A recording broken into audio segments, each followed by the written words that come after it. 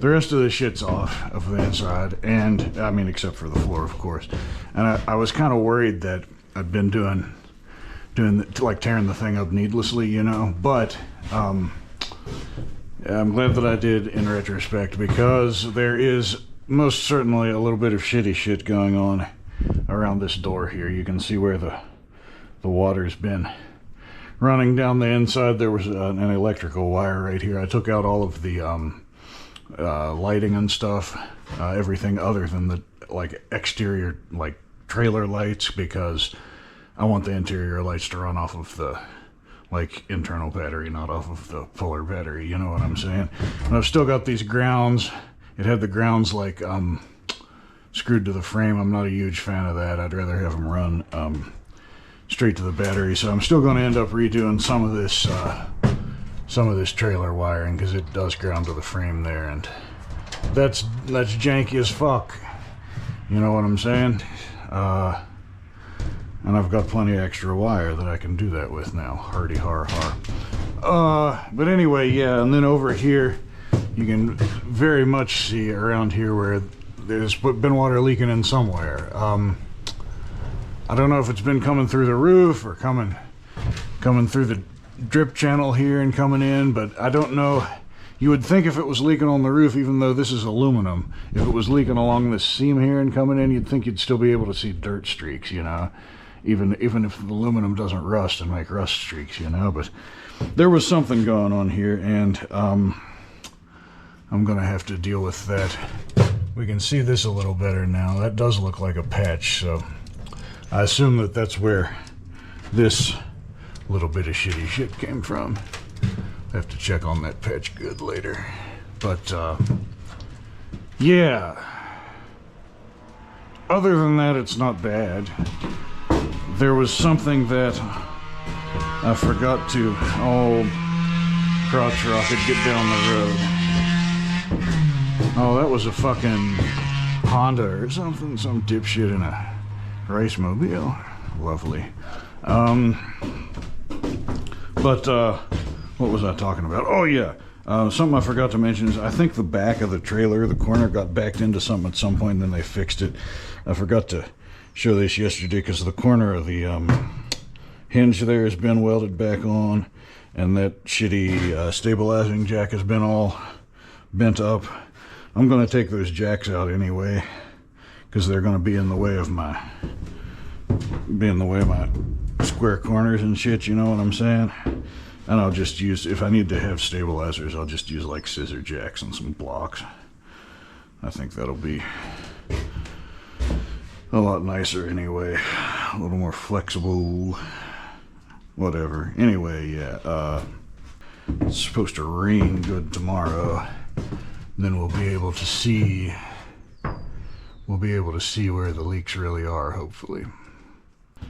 As you guys have probably noticed in previous videos, I don't actually know what I'm doing most of the time, so if any of you all do,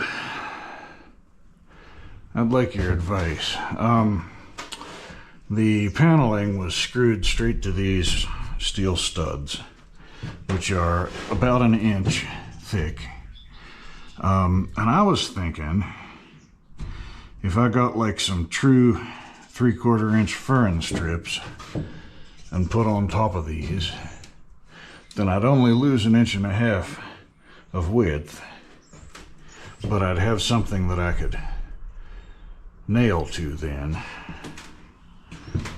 and then I might be able to put up a little bit more attractive wall. I don't know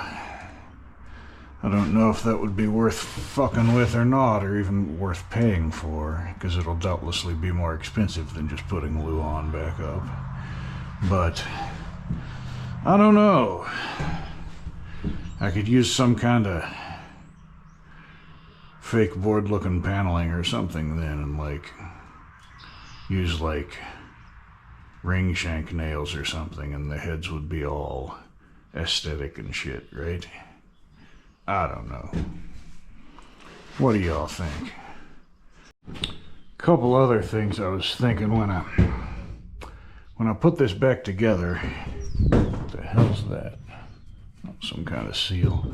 When I put this thing back together, I'm gonna have to make sure that I can get into these ends pretty good for changing bulbs, I think. It looks like these are riveted on, so I don't know. I don't want to break something trying to pull those out of there, but it would behoove me to rig something up so I can get into this pretty easy. And also, the door hinges came through the paneling and were bolted with these. These aren't washers, they're like nuts with a hex head in them, Torx head, I mean. But they were bolted through the plywood, and I think when I redo this,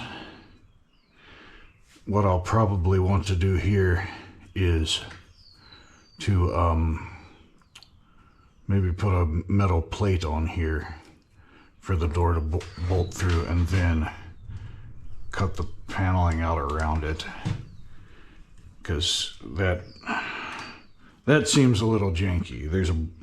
There was a block in one of them down here, but not both of them, and I'd rather be able to, like, if the paneling has to come down in the future, I'd rather be able to do that without, you know, fucking around with the door like that, because, you know, there's not really anything other than the latch holding the door on there now. I don't know what's going to happen with this door. Some of this metal might have to come off. It's not riveted though, it's screwed on, so if it does have to come off, it's not the end of the world. I can probably get it off of there without fucking it up too bad. Alright. I'm gonna go get rid of that junk. Well, it's not really junk. I'll probably reuse some of it, but get rid of it nonetheless. Okay, bye.